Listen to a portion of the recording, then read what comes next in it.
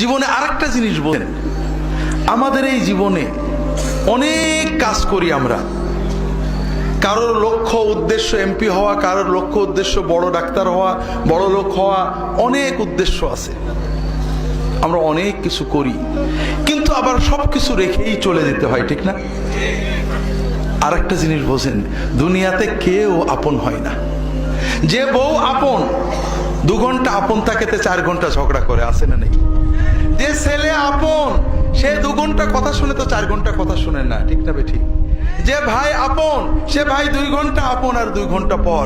যে বাবা আপন, যে সবচেয়ে আপন মা আপন, সেও দেখা যাচ্ছে আরেক ভাইয়ের কথা শুনে পর হয়ে যায়, হয় না? হয় না হাজেরিন, দুনিয়াতে কেউ 16 আনা আপন হয় না। আমাদের এই জীবনটা পরকে আপন করার, মানুষকে খুশি করার জন্য একটা সংগ্রাম।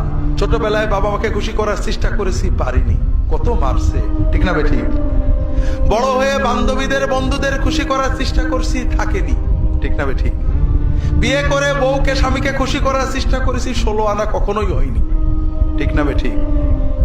কর্মক্ষেত্রে, জীবনে, সব জায়গায় আমরা 12 আনা ব্যর্থ, যদি 4 আনা সফল হইও, ঠিক না বেঠিক?